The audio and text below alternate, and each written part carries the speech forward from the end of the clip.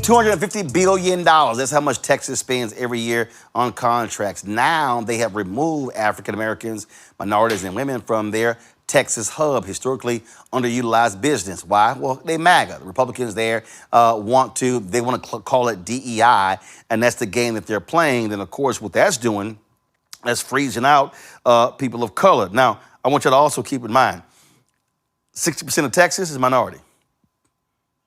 60% of Texas, Latino, Black, Asian American, Native American. They want the white folk to get the money. Alfonso Davis joins us right now, President and CEO of Global Black Economic Forum. I'm glad to have you here. Alfonso, the lawsuit has been filed.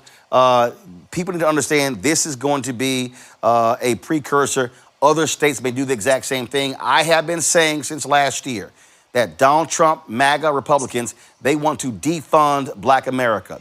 They are targeting the entire economic, civil rights, education, health infrastructure of Black America. And this is a part of that strategy. Thank you for having me, Roland. You're exactly right. And I think folks should be very concerned about what we're seeing in Texas. Just to give folks some background, in the early 1990s, the state of Texas, through the legislature and the governor, signed a law that provided more opportunities for women and people of color to participate in state contracts. And that law has been on the books since the 1990s. We have about 11 to 12% of contracts that are going to people of color and women. So that amounts to about $4 billion. $4 billion is being allocated to women and people of color in Texas. And late last year, an interim controller issued regulations seeking to completely dismantle the program. He decided that the program should no longer include women, should no longer include Black people, should no longer include brown people, and should only be limited to service disabled veterans. Well, there's one problem. That problem is separation of powers, and that problem is the rule of law. An executive branch officer, such as a state controller, does not have the authority or the legal right to change a law that has been passed by the legislature. And that's essentially what he's tried to do, and completely eliminate all opportunities for women and eliminate all opportunities for people of color. That is unlawful, and this is why we have filed the lawsuit. Cortina Williams is a plaintiff in this lawsuit. She also joins us right now. Cortina, here's what people don't even understand. First of all, I'm born and raised in Texas, and that law Alfonso references was signed by George W. Bush. And when George W. Bush ran for president, there were a lot of Black and Latino state legislators who did not campaign against George W. Bush because he was an ardent supporter of this program. And in fact, what people don't realize, on the federal level, historically what happens on the federal level, Republicans like to bundle contracts, meaning it's difficult for a small business to compete for contracts. The Republicans want only the major folk to compete. George W. Bush was the only Republican, not the only Republican, who actually unbundled contracts. So he took what they were doing in Texas, took it to the federal level. A lot of people don't realize that. So what this is about MAGA seeking to choke off the dollars to Black businesses and other minorities. And I keep telling these white women, y'all need to wake y'all ass up, because y'all been riding dirty all these years on these city, school board, county, state, and federal contracts, and they coming for y'all too.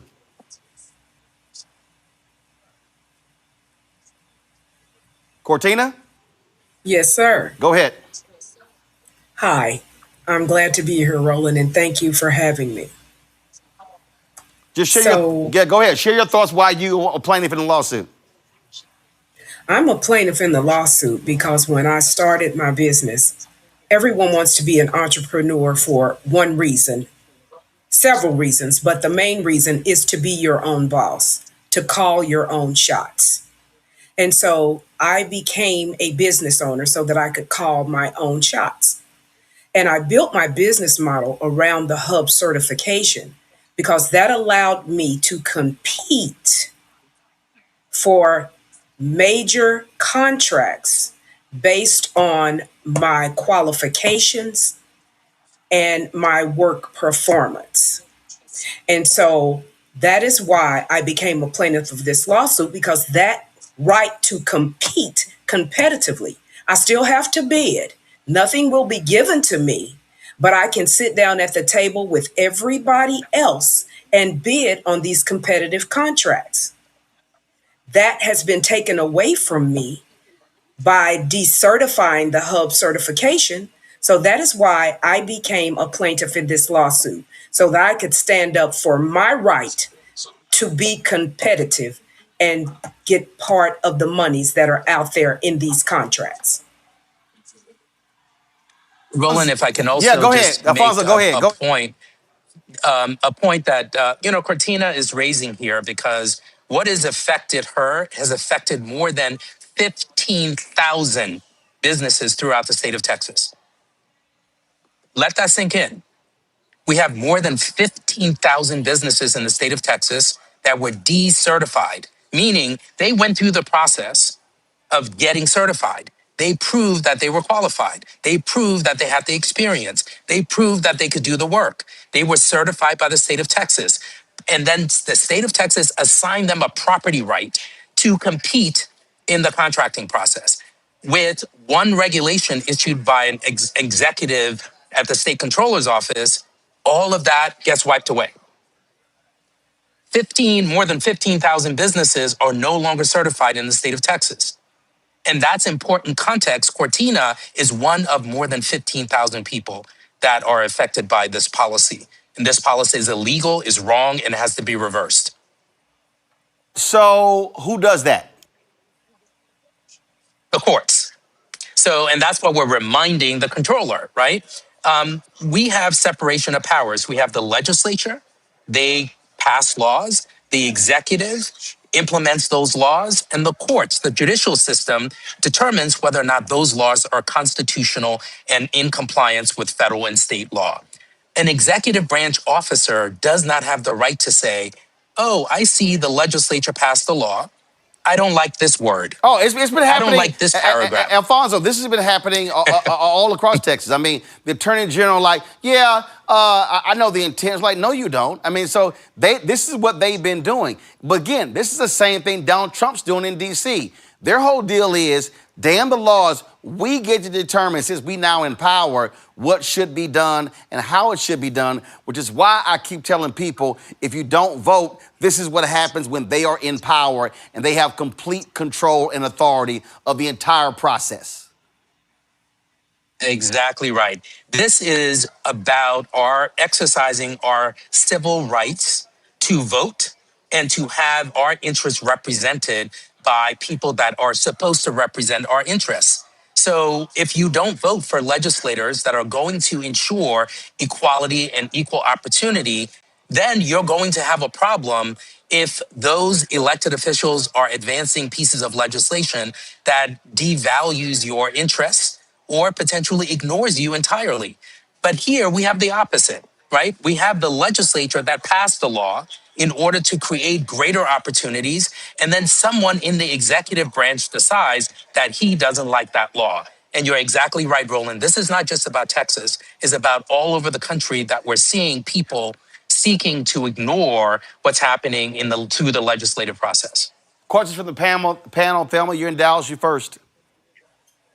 One of the questions that I have specifically is, where do you think the strongest argument when appealing this decision to the top, what do you think your strongest argument into making them understand, like, y'all see what they doing? Are y'all really about to dismantle a program that has helped so many and is a right to so many minorities?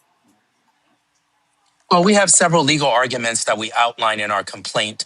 We have more than 16 counts in the complaint, and they fall into three separate categories. The first category is that the controller does not have the legal authority to ignore the law. That's just simply, as a matter of law, an executive branch officer can't ignore the law. Second, the controller issued an emergency regulation. Emergency regulations, you are required to go through a very detailed process, including providing notice and comment to people who are going to be affected by your regulation.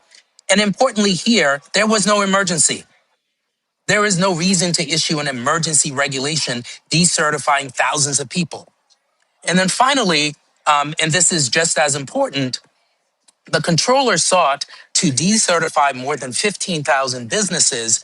And when he did that, he took away a property right, right? When the legislature creates a statute and they allow more than 16,000, 15,000 people to certify as women-owned businesses and Black-owned businesses and brown-owned businesses, that is a property right that you can't take away unless you provide folks with a notice and opportunity to exercise their objections to the removal of certification. That didn't happen here. So we have a slew of legal arguments that we're advancing in court as to why the controller is wrong, factually and as a matter of law. Of course, they're trying to say, oh, it's because of DEI. Well, again, we know that's BS. Scott? Yeah, I guess going to the legislature and getting the law clarified isn't doable because the Texas state legislature is Republican controlled. Is that fair to say? First of all, before Alfonso That's fair to answers, say. but Alfonso, 1 second. But also, you don't have to go to the legislature to get a law clarified. I mean, the law is the law. It's been in place since 1999. So, I agree with you. So the problem here, look at all options. right? No. What I'm saying is, I mean, you can ask legislature, but the law is the law. It's already written. Mm-hmm. What they're trying to suggest is they're trying to say Greg Abbott's executive order prohibiting DEI now renders a state law illegal. Yeah. Alfonso, it's simple. An executive order can't override a law. Exactly right. I think exactly right. The legislature has to change the law. Alfonso? Right. Correct. So Correct. Have you asked for emergency relief as part of your lawsuit? I'm just curious because yeah, it would seem to me if they disenfranchise 15,000 businesses, then and it's in violation of the law and their due process rights, and money's not going to, satisfy them or make them whole, then an emergency relief, because that's still a lawsuit, emergency relief would seem to be a really good approach. Is that part of your lawsuit as well? That is exactly a part Asking of our for lawsuit. emergency Our lawsuit relief? is more. Correct. We are seeking injunctive relief from the state controller for doing what he did here. And our complaint is more than 100 pages long and is very detailed. And it goes through why the controller is wrong as a matter of law, the relief that we're seeking, which is injunctive relief. We are looking to completely invalidate his regulation and compel him to comply with the statute. He doesn't get to ignore the law because he doesn't like it, right? We have separation of powers for a reason. We have rule of law for a reason. And an important point here to what Roland was mentioning earlier, remember, this statute has been on the books for more than 35 years.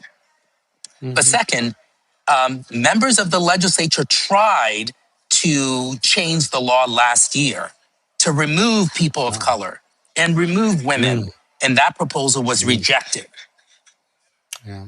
The legislature, the legislature wants to. So Abbott and his folks want to stop this, and there was a law that was passed by a Republican-controlled legislature, signed into law by a Republican governor, and now they want to try to simply undo this because their whole goal is to slap DEI on everything, and that's what it's all about. Let me also read this here. The other plaintiffs are Ipsum General Contractors, LLC, go to my iPad, Houston Construction Services, Sugarland-based medical technology distributor, Impulse Healthcare Technology, LLC, of course, Cortina's Companies, Burleson-based Williams Professional Water Restoration Services, the Greater Houston Chapter of the National Association of Minority Contractors, a nonprofit trade association representing 155 minority and women. They named the Texas Department of Transportation Executive Director Mark Williams, Texas Health and Human Services Commission Executive Commissioner Stephanie Muth, and Texas Facilities Commission Executive Director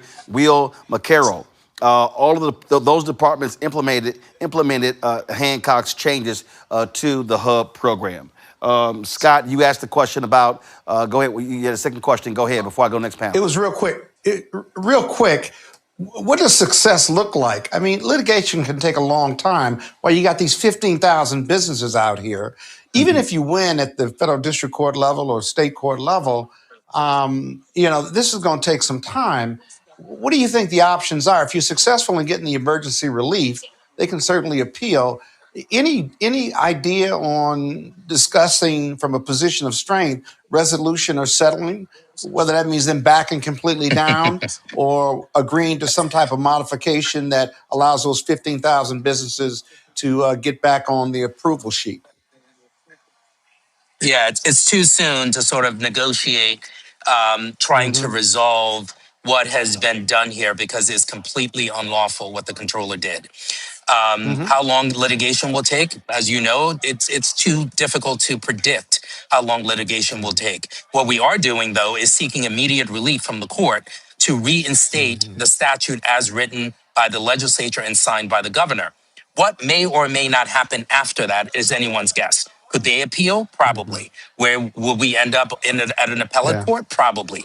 And we can litigate those issues, but in the interim, you cannot simply take away someone's property right, take away opportunities that they have been exploring. And keep in mind, one of the plaintiffs lost a $2 million contract a week and a half ago.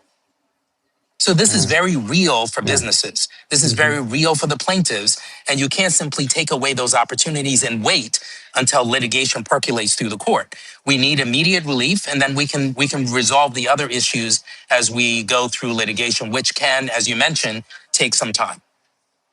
On Congo? Well, first of all, thank you for this work. I mean, it is so necessary. My question is, we were talking earlier about the economy and unemployment and so on and so forth. What are some other examples of what the consequences of this action are looking like in real time for these business owners? What are some of you just mentioned the $2 million contract.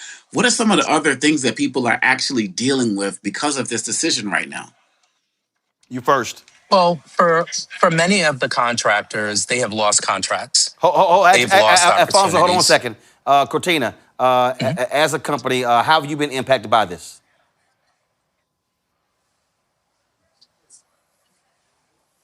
Negotiations with two different entities when the hub decertification came about, and those just went silent. No response, no explanation, no anything, just ghosted. Alfonso? Yes. You were talking about the impact. I was just saying that we have plaintiffs in this case who have lost actual contracts. They have lost opportunities. They have built their businesses with the expectation that they would be participating in the HUB program. So we can't simply wait for a year or 6 months because some of these folks may be out of business. Right. And so that's really important for us to consider as we are thinking about the meaning of this case, why this case is important to the point you raised earlier, Roland, when you started the segment. This could happen in other parts of the country. So we have to fight back. Again, as I said, they want to defund Black America. Cortina, I appreciate it. Alfonso, I appreciate it. Thanks a lot. Thank you so much for having Thank you. us. All right, folks.